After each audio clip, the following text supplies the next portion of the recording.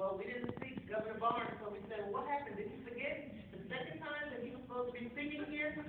So we said, well, let's ask Judge Floyd to try to see if he can get him on the phone, see where he is. You know, because he just got a big settlement, we thought maybe he went somewhere. So, we're glad he's here. And if he didn't show up, we have a whole lot of speakers who was going to help us out. Judge Bennett was going to help us out. He's been in these situations before. Judge Grubbs has helped us out. So we have an ample amount of speakers, but we're glad that our guest speaker, Governor Roy Barnes, is here. And he's a person of the community. You see him in the community. He always speaks to everybody. He speaks in the courthouse. He's a good person. He has principles, and he stands by those principles. Would you please stand and welcome Governor Roy Barnes.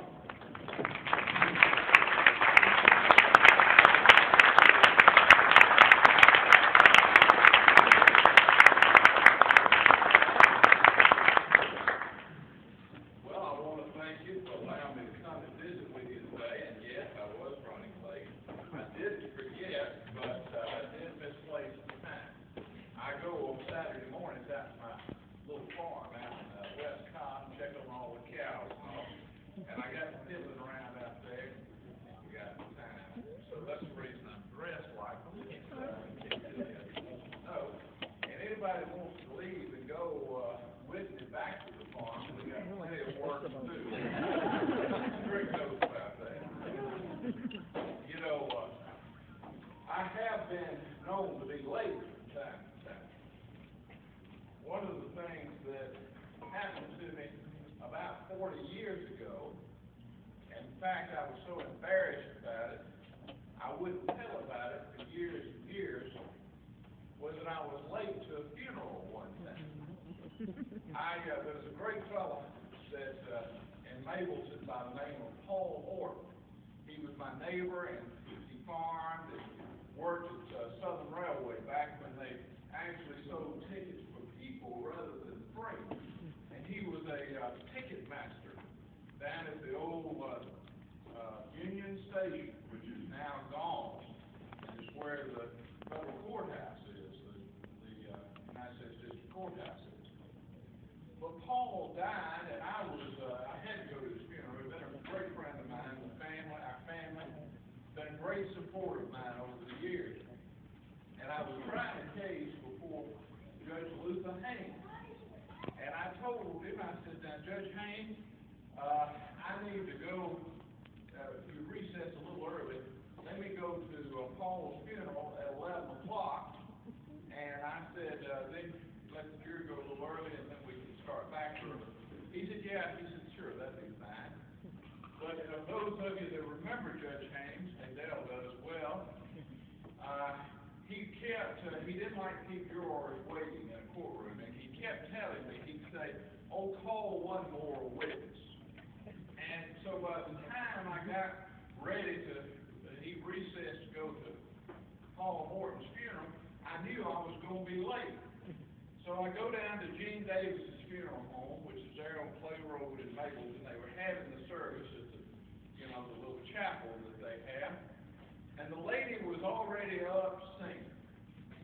And you know how it is at funerals. Everybody sits in the back. Nobody sits in the front. It's just like the Methodist Church. So the only seat was up there toward the front, and I scrooched down, went down and sat down, and the preacher got up to preach Paul's funeral.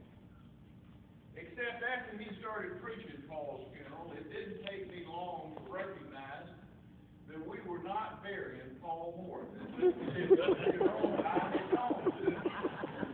I had never heard of that fellow a day in my life. But he seemed like he was a pretty nice guy.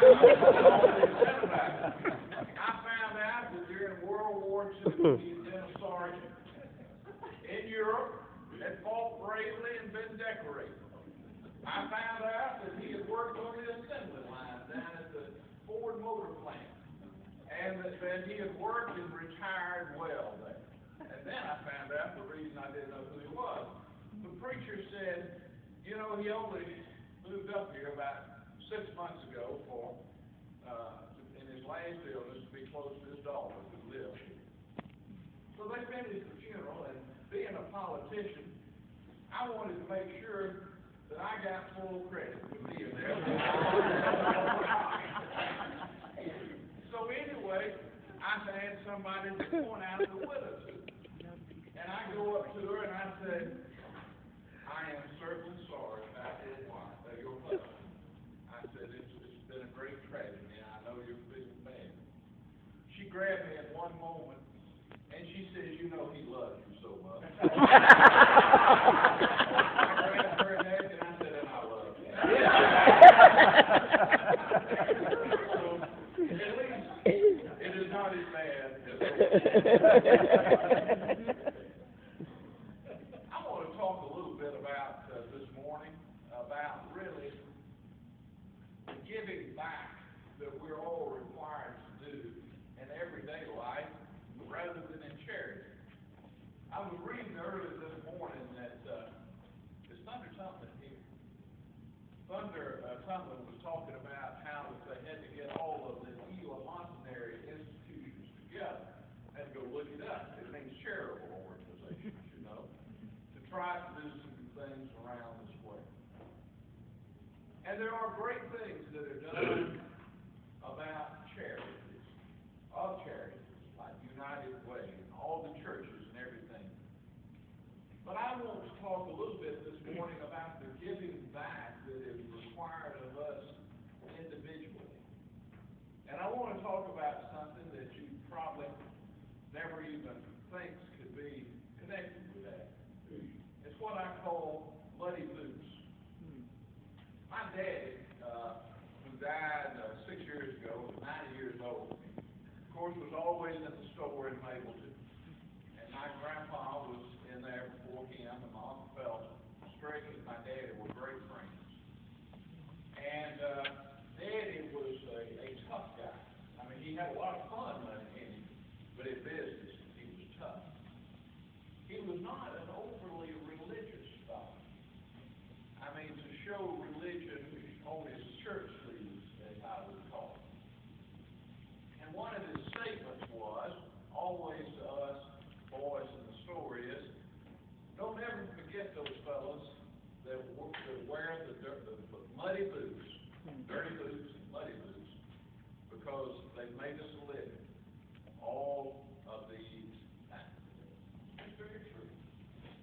Folks that work with their hands, and their boots are muddy and their hands are calloused.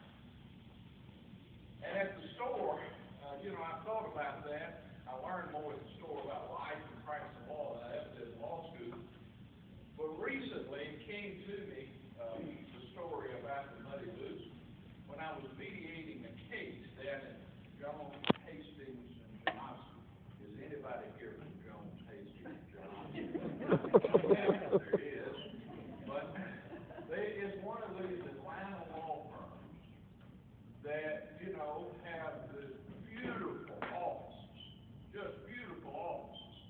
They spend more in art in the bathroom than we do on rent in a year. They're the ones that are around, that wear those suspenders, the young lawyers wear those suspenders, whether they need them hold up their britches or not, just how it would look. And they all wear cufflinks, and they have the initials of those on the cufflinks and on their initials on the shirt, just in case they forget their name. They see what it is to be reminded who the name is. By the way, on cufflinks, probably will step on the toes. Have you ever noticed that everything that's wrong in history has been done with folks with cufflinks? Just think about it. And they had those presidents and prime ministers sign declarations of war. You look there, they got some of the finest cufflinks that ever seen. When those bankers are signing things that take everything out of our pocket, they got cufflinks. So, but anyway, we were down there, and all these young lawyers, I was impressed. These young lawyers had these suspenders, and they had their cufflinks, initials. And Bill Norwood was the mediator. Hi, Lloyd. And, John, my son-in-law, Salter, was giving the opening of our side of the case. We called Hastings LLP, whatever that is, was given their side. And from time to time, Mary fusses with me about it. When I come home, you know, up here, I've got 2 or 3 cows that I look after up here. And instead of changing into my boots, I will just walk out there to check on the cows. Well, while John was giving the opening, I just happened to look down to my shoes, and I saw that I had walked out there the night before and stepped into something that so I kind of kept my feet together until we had the first break. Then I headed to the bathroom, and I took my shoe off, and I was in one of those, you know, copper pots that they had to wash things, washing my shoes off, you know.